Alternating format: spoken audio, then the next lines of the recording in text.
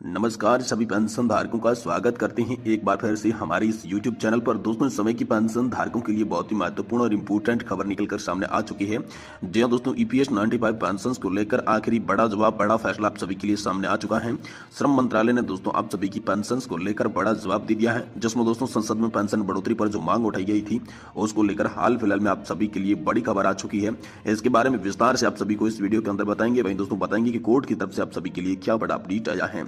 तो सबसे पहले चलिए आप सभी के लिए बात करें कि आखिरकार संसद में यहाँ पर आप सभी के लिए श्रम और रोजगार मंत्रालय का क्या बड़ा जवाब देखने को मिला है। देखिए दोस्तों, केंद्र सरकार ने पुरानी पेंशन योजना को लेकर अपनी मंशा साफ कर दी है। पुरानी पेंशन बहाली को कोई काम नहीं हो रहा है। नई पेंशन योजना के अंतर्गत सरकारी कर्मचारियों के पेंशन के मुद्दे की जांच करने के मकसद से एक समिति का गठन किया गया है। वह समिति वित्तीय निहारिता, समग्र बजटीय गुंजाइश पर इसके प्रभाव को ध्यान में रखते हुए ऐसे उपाय सुझाएगी जो कि राष्ट्रीय पेंशन प्रणाली के तहत शामिल सरकारी कर्मचारी की पेंशन संबंधी लाभों में सुधार के लिए उपयुक्त होंगे। दोस्तों, खास बात यह है कि एनपीएस में जिन बदलावों की सिफारिश होगी उसमें सामान्य नागरिकों का भी बड़ा ख्याल रखा जाएगा। तो दोस्तों आखिरकार इन सांसदों ने नई पेंशन योजना पर पूछा सवाल, जिसका जवाब यहाँ पर आ चुका है। तो कौन कौन से सांसद थे जिन्होंने यहाँ पर पेंशन योजना को लेकर संसद के अंदर सवाल पूछे थे और उनके जवाब क्या है, विस्तार से आप सभी को इस वीडियो के अंदर बताने की कोशिश करेंगे। इसलिए आप सभी से निवेदन है कि वीडियो को आप लास्ट तक जरूर देखिएगा।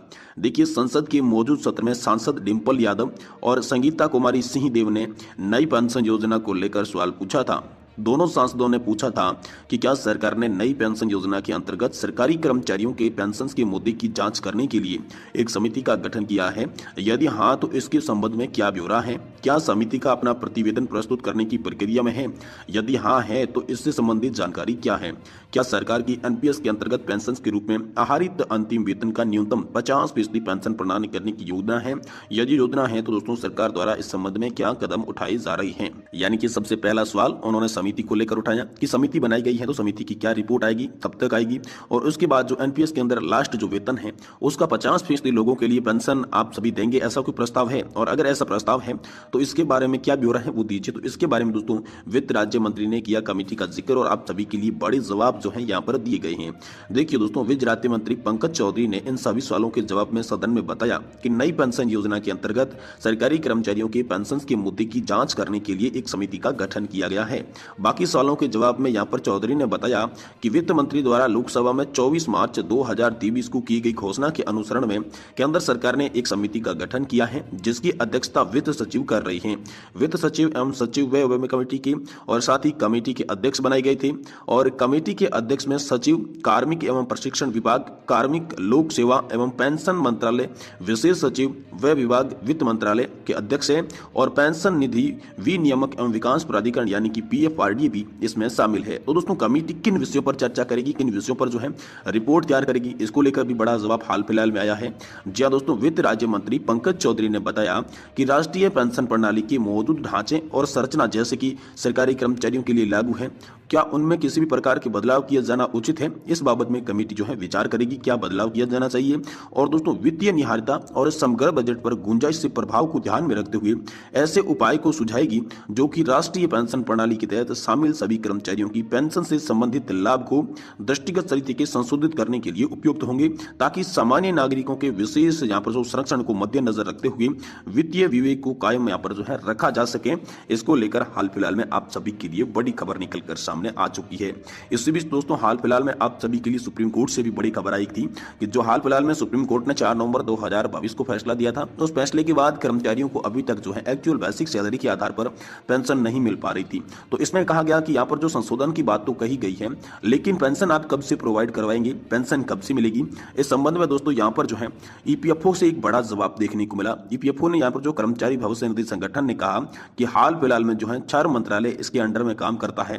तो श्रम मंत्रालय के अंदर जो सुप्रीम कोर्ट का आदेश आया था उस आदेश की अभी जांच हो रही है। जांच जैसे ही पूरी होगी तो आप सभी के लिए जो है पेंशन को लेकर नए नियम हो जाएंगे और नया जो फॉर्मूला है, सूत्र है, वो आप सभी के लिए लागू करके आपको उचित पेंशन दी जाएगी। ये आप सभी के लिए बड़ी खबर निकल कर आई है। भाई दोस्तों हाल ही में संसद के अंदर मांग भी उठी थी।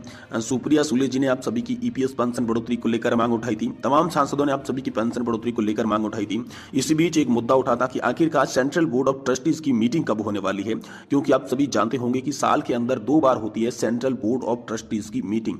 तो इस बार यहां पर जो है साल की पहली मीटिंग आप सभी के लिए तय हो चुकी है, यानी कि आप सभी के लिए 10 तारीख को सेंट्रल बोर्ड ऑफ ट्रस्टीज की पहली मीटिंग होने वाली है, जिस मीटिंग के अंदर आप सभी की ब्याज दरों पर फैसला किया जाएगा, आपके पेंशन फंड के पैसे को कहां पर निवेश करना है जिससे आप सभी को उचित रिटर्न यानी कि पेंशन मिल सके।